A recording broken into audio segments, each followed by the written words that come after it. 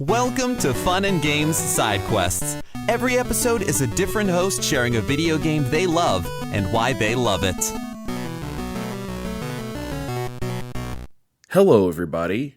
I'm Andre, or if you listen to my podcast called Fine Time, you're probably used to me introing myself as your boy Dre over some loud hip-hop beat.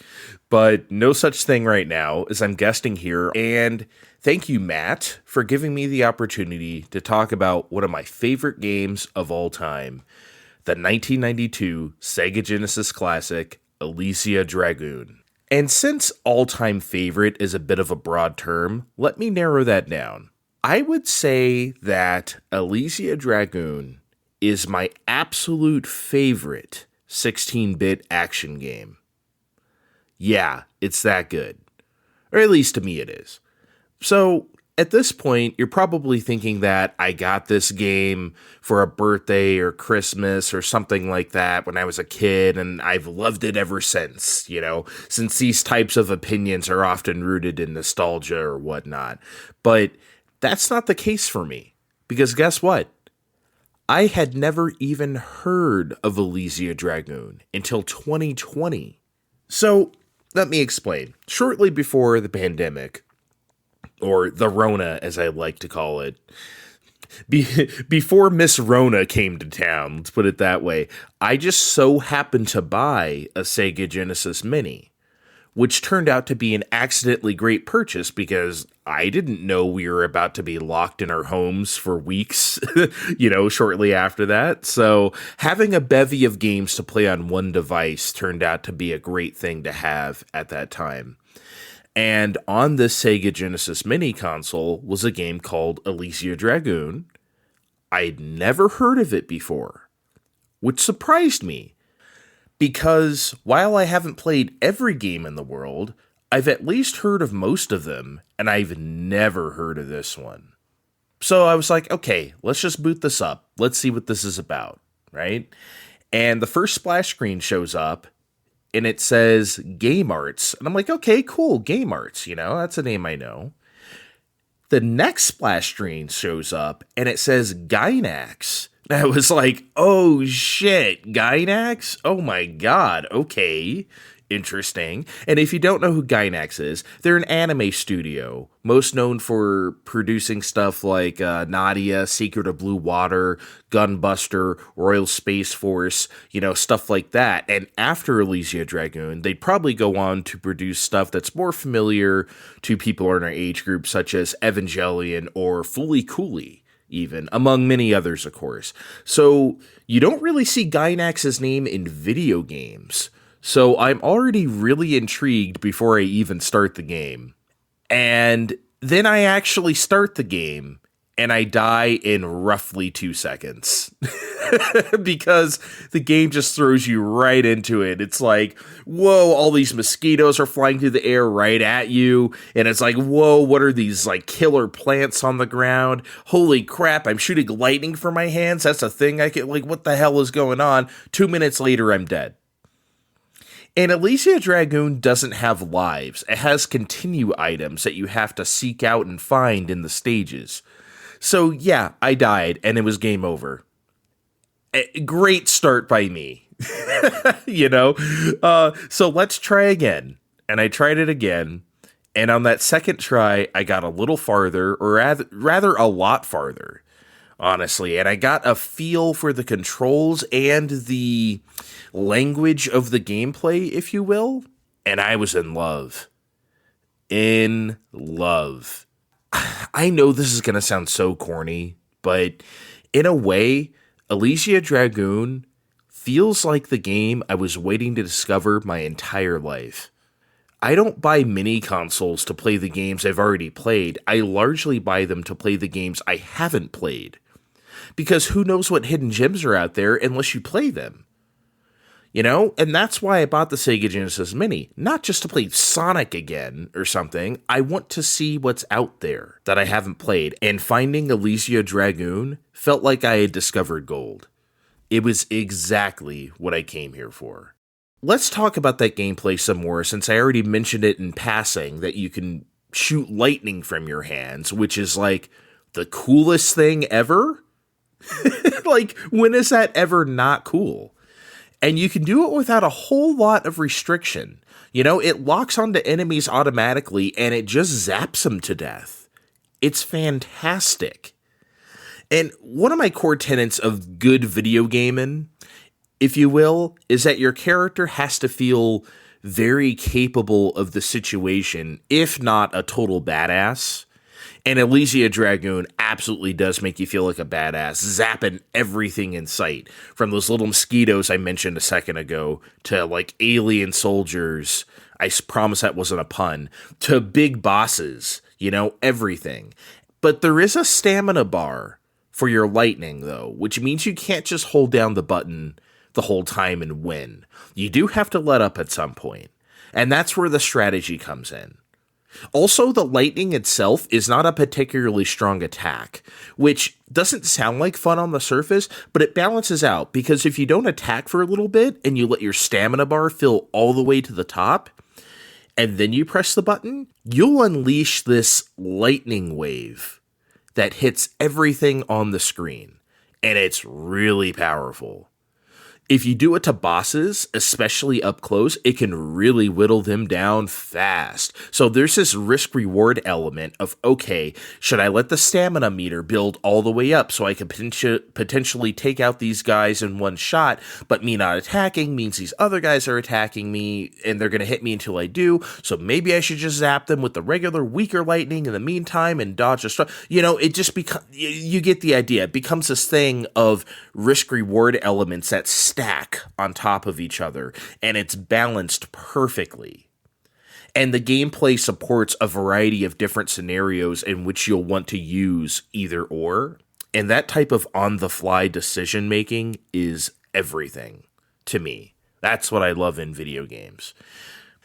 So, I mentioned earlier that you only have the one life unless you find continues, and that's because you can absorb a lot of damage.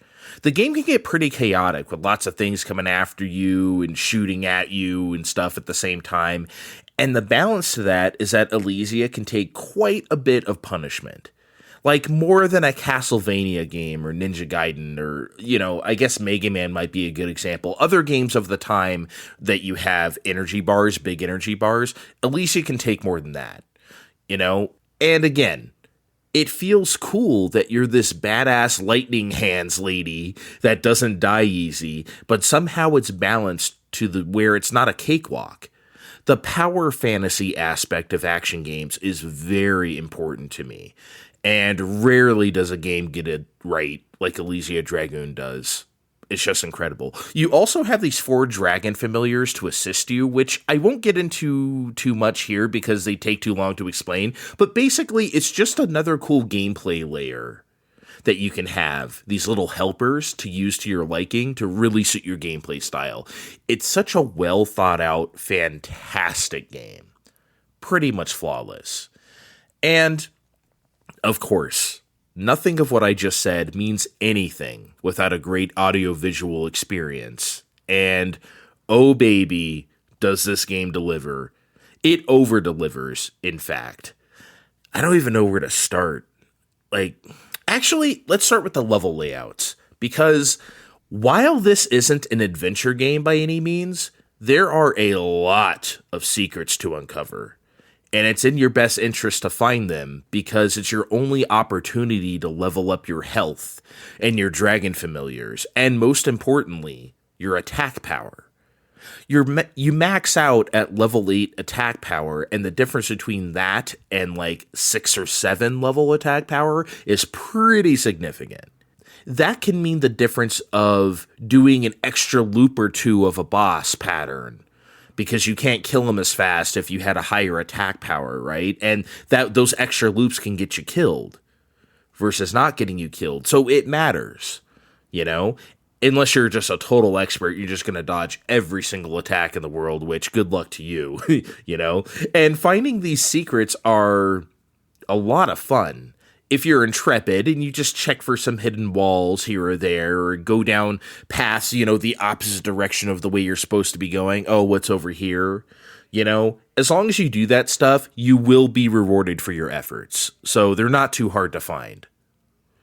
But honestly, the real star of the show here is art direction, which is some classic early 90s anime type shit. Like, you got forests, ruins, castles, airship, a spaceship, and even more than that. Like, it almost reminds me of Strider with how many different scenarios they put you through, and they're all awesome. As I mentioned earlier, Gainax helped out here, and it absolutely shows. Something I probably should have mentioned earlier is that this company was formed of people who worked on stuff like Nazca, Valley of the Wind, and stuff like that. And you can tell when you look at this game. And it has that mystical quality of those early 90s animes that everyone loves. You know, fitting, of course, because this game is from 1992, but it manages to capture that feel without the fully animated cutscenes or voice acting of like a Sega CD or TurboGrafx CD, for instance. Because remember, this is on Sega Genesis, so you'd have access to that kind of stuff. So the scenes here are short and really effective. And the Genesis does get to flex here because there are some wild parallax scrolling backgrounds and stuff during boxes. There's this cool wind effect and clouds effect during the swamp boss. And there's this really cool one during the spaceship boss where you're in this diagonal room fighting the space wizard. And the space wizard can summon sentient machine guns to shoot you. I know it sounds crazy. And the background starts whipping around like crazy, like you're in some sort of oscillating observatory in space. It's wild. I could talk about this forever, but just know that the visuals in this game match the greatness of the gameplay I talked about earlier. It's perfect. And the music is insanely good, too. And there's great attention to detail in the music. So there's 8 levels in Alisia Dragoon. And usually, you know, games from this era, 8 and 16-bit era, they have a level start jingle. You start the level and it plays a little ditty, right? Alisia Dragoon has a little ditty for all 8 stages. They're different. It's amazing. There's also a couple of songs in the game that unexpectedly come back later as a reprise in a completely different context. And the fact that I'm being vague about this because I don't want to spoil it means that it is really cool and it holds up as being really cool.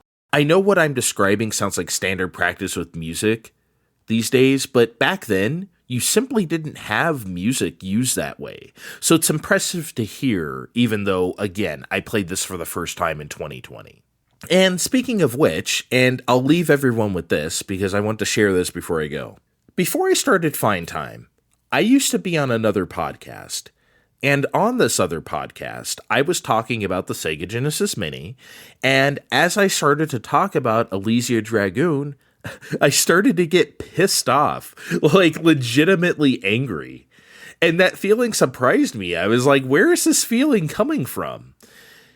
It was because I was pissed that this game is so obscure to the point where I hadn't even heard of it. And it's on this new mini console that a lot of people have, and nobody was talking about it. And look, I'm 41 years old. I've been playing games and seeing games and hearing about games for a very long time now. I had never once heard of Alisia Dragoon. It is criminal that something that I consider now to be one of the best games I have ever played was just sitting under my nose this entire time. You know? And now it's getting a second lease on life on this new mini console and nobody cares. And it just made me so mad for some reason. I don't know. I wasn't mad at any particular person, just mad at the world, I guess. So all I can say is this. If you have a Sega Genesis Mini, please play Alisia Dragoon. If you have the Sega Genesis app on Nintendo Switch Online, Alisia Dragoon is on there too. So give it a go. It's there for you. While I understand that probably nobody will love this game as much as I do, I'm obviously a unique case here, I think what you will find is something pretty special if you give it a shot. But until then, This was, again, I'm Andre from the Fine Time Podcast, and thanks for listening. Happy gaming!